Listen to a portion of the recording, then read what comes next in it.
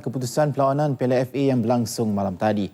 Selangor menempah laluan berliku sebelum mara ke pusingan ketiga apabila menundukkan Felda United 4-2 menerusi penentuan sepakan penalti selepas kedua-dua pasukan terikat 2-2 pada 120 minit perlawanan.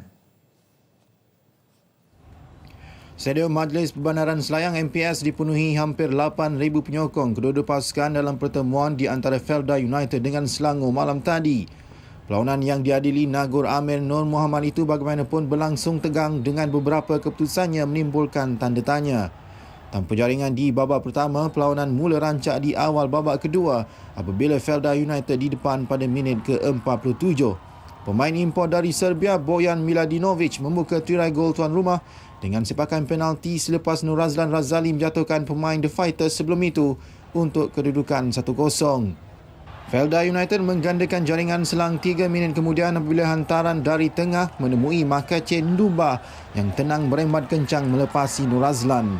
Sakit baki perjuangan Selangor mula dinyalakan bekas pemain Harimau Muda Muhammad Hazwan Bakri yang merembat melepasi garisan gol hasil sepakan penjuru untuk kedudukan 2-1. Ketika perlawanan tampak milik Felda United, penyerang Brazil Guilherme De Paula mencatat nama selaku penjaring buat Selangor pada minit ke-88 untuk gol pertamanya musim ini. 2-2 selepas 90 minit, Selangor bertahan sepanjang 30 minit masa tambahan untuk membawa perlawanan ke penentuan sepakan penalti. Dua awang import Felda United, Makache Ndumba dan Edward Junior Wilson, gagal dalam sepakan kedua dan keempat, sementara kesemua sepakan penalti Selangor berjaya disudahkan dengan cemerlang. Taman perlawanan, Felda United tewas penentuan sepakan penalti 2-4 kepada Selangor.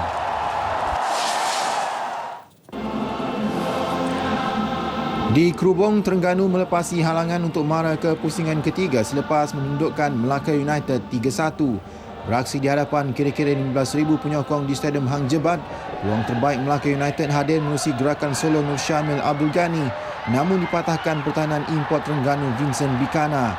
Tanpa jaringan di babak pertama, Terengganu mula mendapat rentak dan berjaya melalui hasil jaringan Abdul Manaf Mahmad yang menolak masuk hantaran Syahrin Sapian.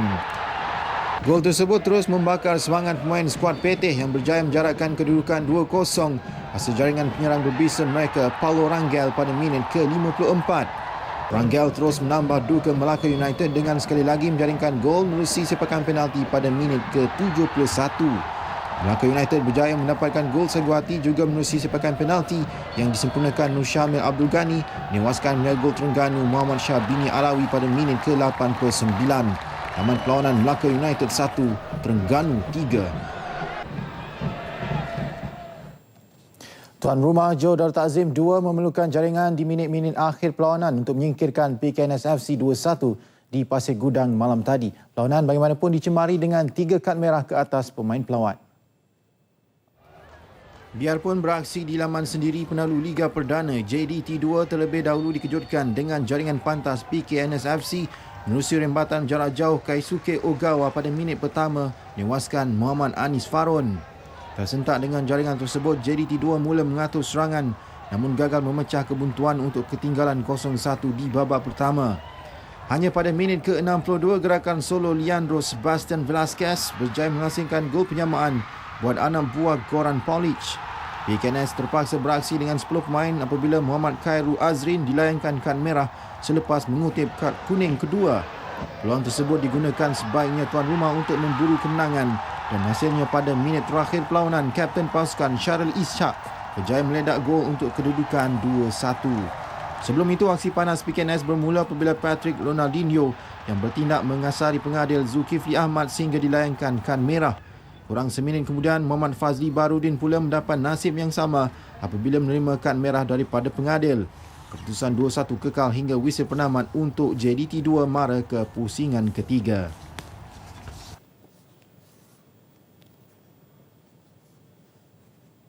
Di Kuala Terengganu, T-Team terpaksa menanti sehingga masa tambahan untuk mencatat kemenangan sebelum menewaskan Angkatan Tentera Malaysia 3-0. Pada awal babak pertama, kedua-dua pasukan menunjukkan aksi seimbang dengan beberapa percubaan. Tanpa jaringan selepas 90 minit perlawanan, T-Team mengganas dengan 3 gol dalam tempoh 10 minit. Gol yang dicari-cari tuan rumah akhirnya tiba apabila sepakan penjuru Muhammad Syapawi Rashid berjaya ditanduk penyerang importnya Farhud Tadijev pada minit ke-101. Minit ke-106, Muhammad Syapawi merembat kencang dari luar kotak penalti untuk kedudukan 2-0 memihak T-Team. Berselang 3 minit kemudian, Farhod sekali lagi berjaya menewaskan Razi Effendi bagi gol ketiga tuan rumah. Skuad bimbingan Tomislav Steinbruckner mara ke pusingan ketiga dengan jaringan 3-0. Skuad Harimau Kumbang Pulau Pinang turut meneruskan kemarahan ke pusingan ketiga setelah berjaya menewaskan Perlis 1-0. 10 minit pertama dikuasai skuad Harimau Kumbang apabila melancarkan beberapa percubaan, antaranya menerusi Muhammad Azini Taib dan Mafri Balang. Namun mereka gagal menghasilkan gol untuk pasukan tuan rumah.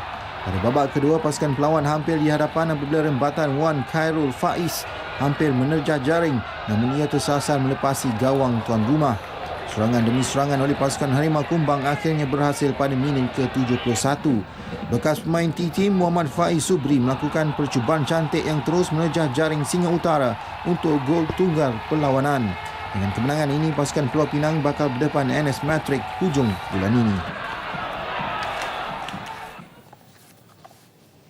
Lions 12 turut melangkah bergaya ke pusingan ketiga saingan Piala FA selepas menewaskan Kedah United 4-0 di Stadium Darul Aman malam tadi. Babak pertama menyaksikan perlawanan agak seimbang dengan kedua-dua pasukan mempunyai peluang untuk menjaringkan gol. Bagaimanapun pada minit ke-32, pelawat di depan menerusi jaringan Muhammad Afiq Yunus. Lions 12 menambah jaringan di awal babak kedua. Muhammad Syahil Syuhaimi muncul watak pemusnah dengan gol pada minit ke-47. Tuan rumah yang gairah mencari gol terus dihukum pelawat apabila mereka menambah jaringan menerusi Gabriel Quack pada minit ke-62. Minit ke-84, Muhammad Syahil Syuhaimi sekali lagi meledak dengan jaringan keempat untuk Lions 12 mara ke peringkat seterusnya.